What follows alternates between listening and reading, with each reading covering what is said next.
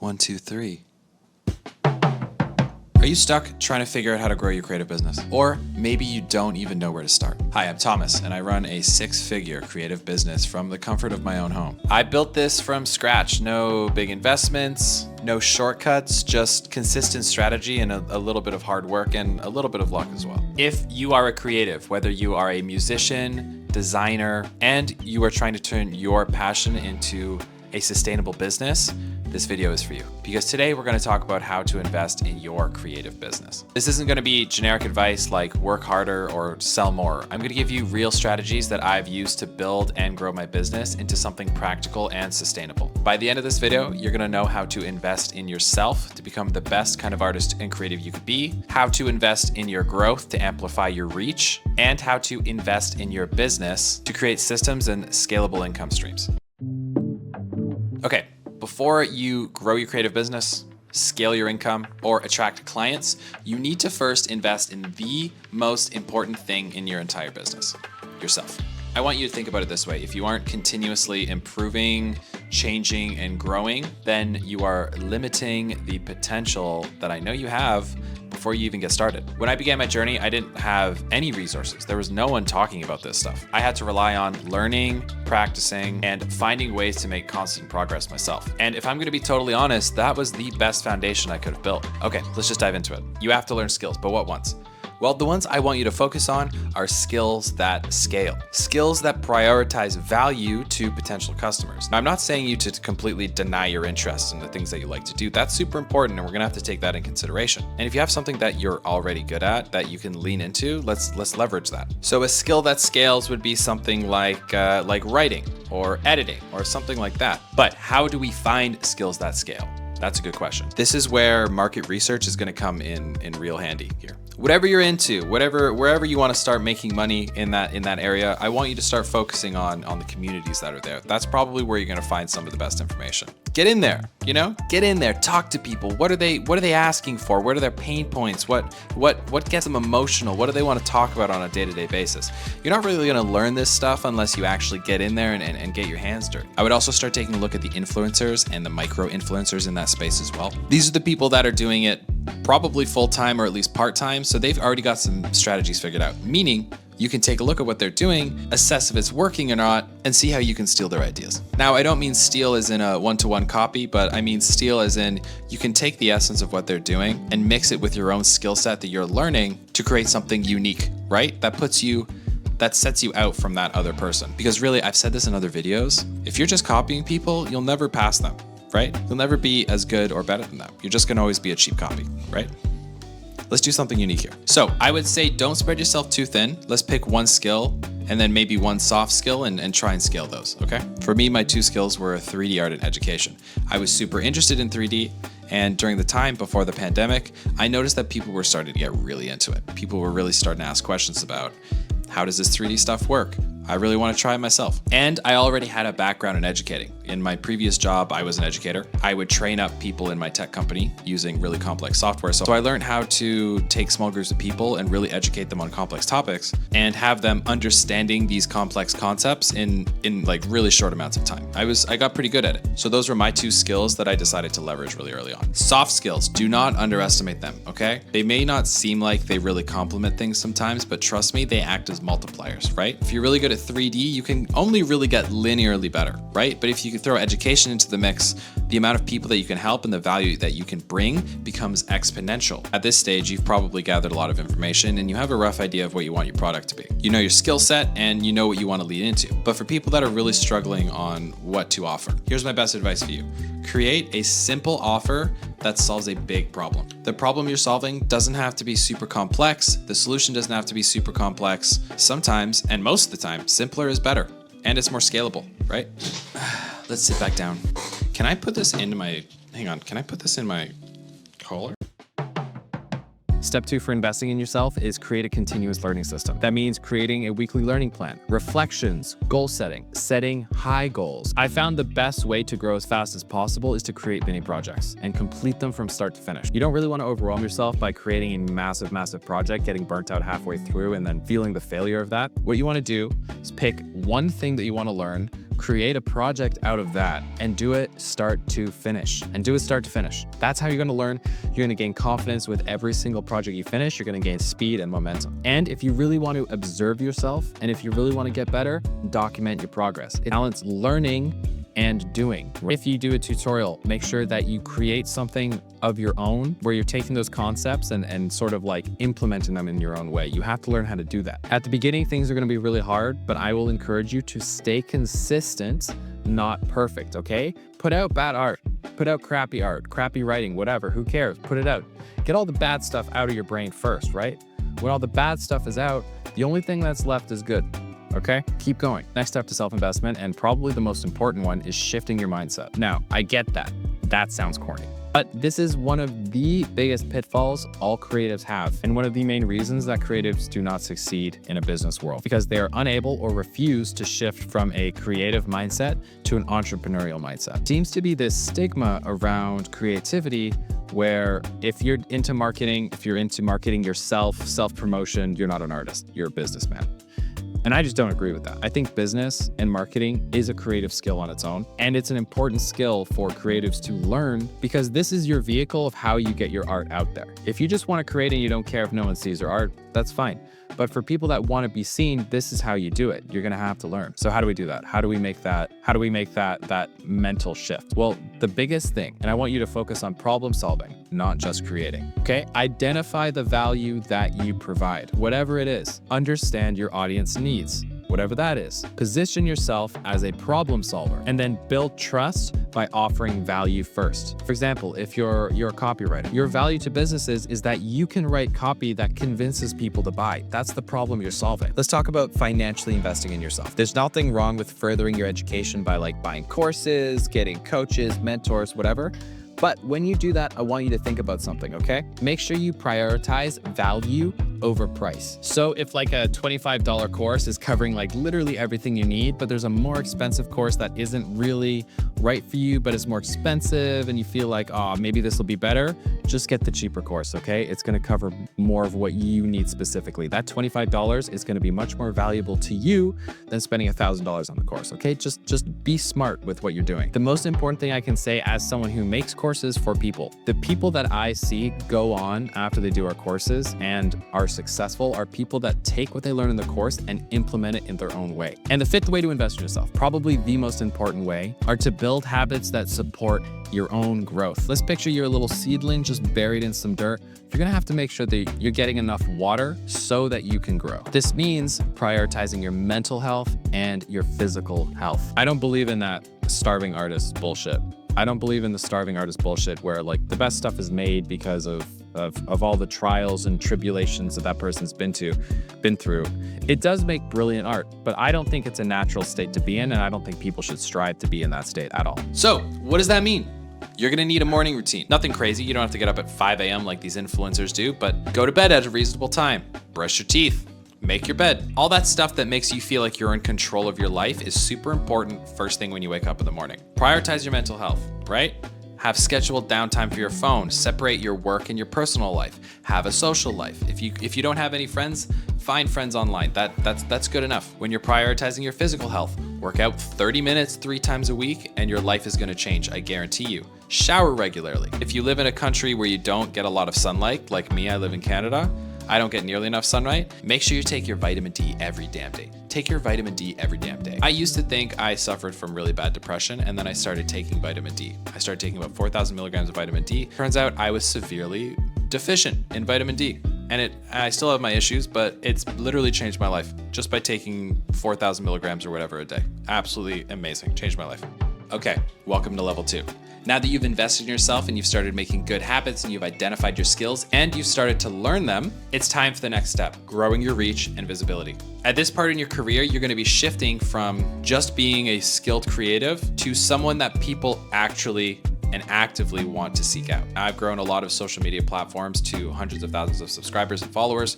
The biggest thing that people need to know the biggest thing that people need to know, growth isn't about creating more. It's about creating smarter. It's about building systems, refining your content strategy, and listening to your audience. And for a lot of people, positioning yourself as an authority in your space. The goal here is to amplify your voice, attract the right opportunities, and set yourself apart. If you've ever wondered how to turn your skills into like a thriving business, this is where the magic happens, right here. You are going to need a content strategy. The first question I get asked all the time in my DMs is, where do I post? The answer is actually really simple. Go where your audience already is, not where you want them to be. If you're a thumbnail artist and you are trying to grow on Instagram, that's probably a bad idea. There's not many thumbnail artists on Instagram. The largest community of thumbnail artists is probably on Twitter. And that's where a lot of creatives go to find thumbnail artists. Not only that, being in a large community where you can network, offer advice to other people, refer clients to other people is so important. You are building a network. For me, I wanted to sell education, right? I wanted to sell 3D education. Where do people go to find 3D education? YouTube. So I started making 3D educational content on YouTube. It was an easy choice. You've done some research and now you know where to post. What about what to post? Based on your audience's needs, I would recommend setting up 3 pillars. And then these are the core of your content. You can vary from them and you can experiment with new things, but these are what you're always going to come back to. For me, that could be tutorials, breakdowns, and interviews. Then you want to make sure that you are creating value-driven content. And it sounds a little more complicated than it actually is. You really want to be hitting 3 main points: education, inspiration, and entertainment. You can hit one of them, you can hit 2, or you can hit all 3. I would recommend trying to hit all 3. The typical stylization videos on YouTube would hit all 3. That's why part of the reason why I stood out from everyone else and why they did so well. Now, should I post a lot or should I post once a month? Well, if you're a complete beginner, you have to post a lot in the beginning. I would recommend posting as much and as frequently as humanly possible. Not to burn you out, but you don't have enough data. You don't know what works. You don't know what doesn't. Your audience doesn't know who the hell you are. You can't really afford to be making 1 video every single month. As you figure out what works for your audience, you can slow down later. Take 1 platform, maybe 2 if you have the time, and laser focus on those, okay? Nail those platforms. Nail YouTube, nail Instagram, whatever it is, get amazing at that. Because if you're just trying to get good at everything, you're gonna fail at everything and you're gonna spread yourself thin, you're gonna get burnt out and you're gonna stop doing it.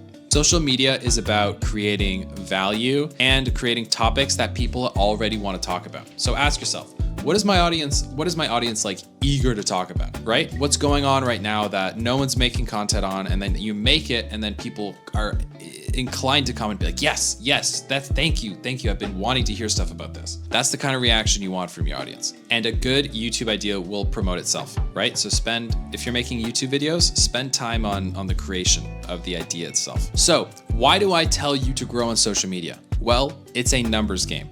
Think about a conversion rate, right? A conversion rate is how many people have to view your sales page before one buys it. Let's make it super simple and say every 1,000 views, 1 person buys your product. So if your video gets 100,000 views, that means 100 people will buy your product. And videos will generate forever and content will generate forever. So these are extremely scalable systems, especially if you're selling a digital product. We'll talk more about this later. So when you boil it down to that and you think about it in terms of like an entrepreneurial mindset and conversion rates, then really it's just, all it is just creating as much valuable content as possible and trying to get it to reach out to people because, hey, I just hit 1,000 views and every time I do that, ding, we get a sale, right? So how do I get more views? That's what we're focusing on. Now, I want to say this with a caveat because I'm making it, I recognize, I don't want it to make it seem like it's all dreams from here. Content creation in social media is hard, right? It's going to be a struggle. It's going to take you a while to get it right. Focus on the 3 things your audience needs the most. Try to make every video educate them, entertain them, and or inspire them. Make your videos or content slightly better and slightly more targeted with every single thing you post. And eventually you should hopefully find some success. If you have any questions about this, DM me on Twitter and I will try to help you. All right? I got you. Let's make some good content. Okay, where do we want to finish this? Where do I put this giant tripod? Back to where we started, huh? Full circle. You've built the skills. You've grown the audience. Welcome to level 3. It's time to grow your business. This is where you stop trading your time for money and start building something that works for you, even when you're not actively working. I think this is I think this is the most important thing about creating a long-term sustainable business. Let's talk about investing in your business intelligently. This might mean creating systems, creating automations, developing different revenue streams, and establishing a brand that clients, students, and collaborators can trust. This is about long-term thinking, right? And setting yourself up for long-term success, because I don't want you to be just successful. I want you to be successful over a long period of time. So that requires long period planning. So in this section, we're going to talk about packing your skills into scalable revenue streams, streamline your workflow, and build relationships that drive more fruitful opportunities over the long run. So when do you know if you're ready to scale? This is a tough question, but the main thing is when you, my friend, when you become the bottleneck to your business. Scaling is necessary when you realize that your growth or output isn't limited by demand or opportunity anymore. It's limited by your own capacity, right?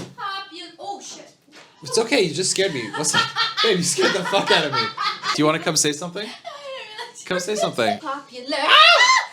Okay, anyway, this is where you're gonna have to start asking yourself, am I the reason that things are moving slower? Is there like a recurring task or problem that's taking me out of the process and slowing me down from growing this business? So how do we identify the bottlenecks? Well, start looking at your own workflow. At this point, you should have a good idea of what your workflow is and what works for you on a day-to-day basis. Break that down, write it down, and start identifying all the points of that workflow. For me, right now, where I am in my stage in my career, the biggest bottleneck for me is probably editing. But the thing is, I like editing. By getting an editor, it would allow me to create more content, reach more people, and scale my business faster. So if you're an editor that likes editing these kind of videos, then hey, reach out to me. There's also repetitive admin work, like answering emails, doing refunds for courses, talking to students. All of this stuff can be technically outsourced to someone, and after training them up for a few days. Creative exhaustion is a very real thing. It's something I deal with like quite a bit. It's probably one of the biggest things, the hardest things you have to deal with as a creative business owner. Wouldn't it be amazing if you could offload some of these really draining things onto someone else who's actually better at it and knows what they're actually doing and can enhance it, so you don't even have to worry about it? So now you've identified a bottleneck.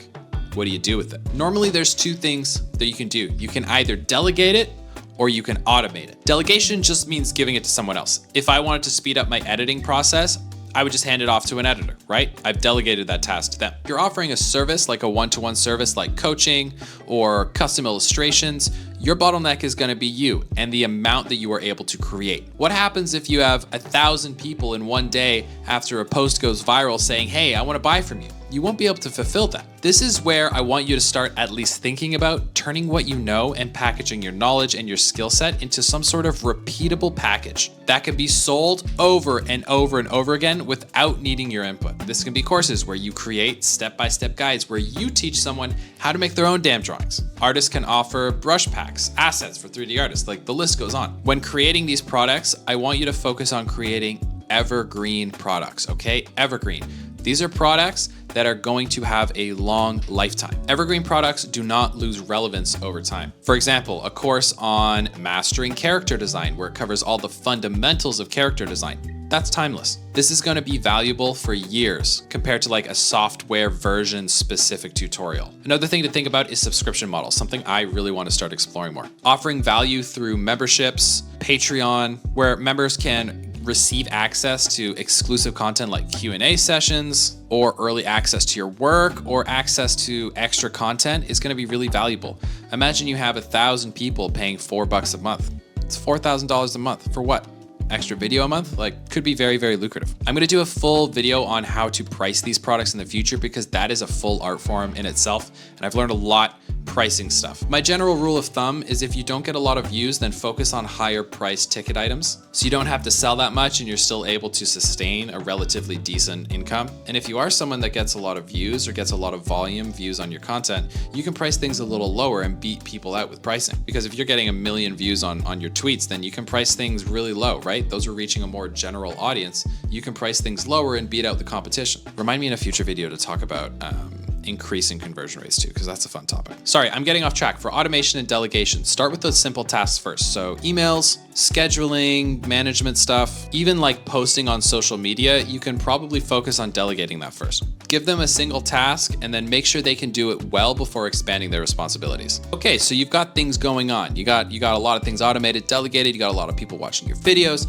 You yourself are a very creative person now. You've developed a lot of skills. Business is going well. But how do we make sure this happens over a very long period of time, right? How do we keep things going? Think of your business as a machine, right? Create workflows for everything. Client onboarding, email templates, everything. Everything can be broken down into easier workflows so you can just boop, send it off and it's done. Document your processes, okay? If you have a certain way that you do things, like you write scripts, or a certain way the branding goes, write it down, because then when you need to delegate, just send them the document and then they can work it out from there. You need to set up finance tracking in some sort of way. That can be Google Analytics, tracking your shop conversions, whatever platforms you're using, but you need to start doing it. Let's talk about branding real quick. And when I say branding, I don't mean the color of your logo or the shape of your logo or the name of the new product that we're releasing. That's an aspect of branding, but it's not really the core of branding. The core of branding is how the audience relates to you and how the audience trusts you. That's your branding. So here's some tips for creating a powerful brand, okay? Focus on the client experience. I find I'm always the most successful when I go above and beyond a client or viewer's expectation. If I make a video saying how to invest in your business, and then you click on the video and it's actually a 30-minute whatever video on a deep dive of how to invest in yourself, blah, blah, blah, blah, blah, blah, people are always like, cool, that was good. I didn't expect that. That was a positive. Someone has gone above and beyond here, right? This is a net positive for a brand. You can do this in other ways too, like when someone buys your product, like writing a handwritten note to say thank you. The most powerful thing you can do for your brand is share the success stories of your clients. These are also like referrals. Referrals are so powerful, and I'm really just starting to learn this. Now, if you have a student in your course who has made an incredible product or an incredible piece of art because of like your tutorial, share it everywhere, okay? Now imagine a website where you're selling a product and you have 100 people on that website all saying this guy's amazing. Like, this product he serves or she serves is absolutely incredible. When you're buying that product as a person who's coming to your site for the first time, it's gonna become a no-brainer. Create a clear brand mission. What is it that you do? Who are you serving, and what sort of transformation are you providing them, okay?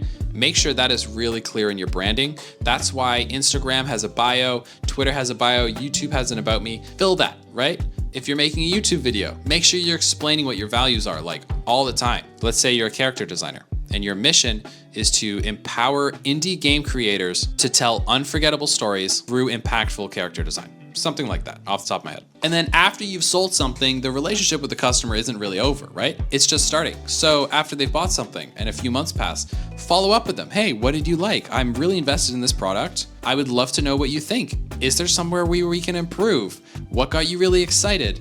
You know, we're also thinking about this, blah, blah, blah. Like, interact and engage with the people that sent you money, right? This is a secret hack. Ask your customers questions, and they're gonna tell you how to make a good product. They're gonna tell you the secrets of what they wanna see in a product. Some people do not realize this. So that is how you invest in your business. If you watch this video all the way through, you're awesome. You're clearly invested in whatever you wanna do, and I really hope you achieve whatever you're going for. If you have any questions about business, creativity, leave a comment below. We'll talk about it. Let's chat about it. I got a lot to say. I got a lot on my mind, and these videos are really only scratching the surface of everything we have to discuss here. So you got this. Be consistent, embrace imperfection, and put yourself out there. All right? I'll see you guys in the next video. I'm done.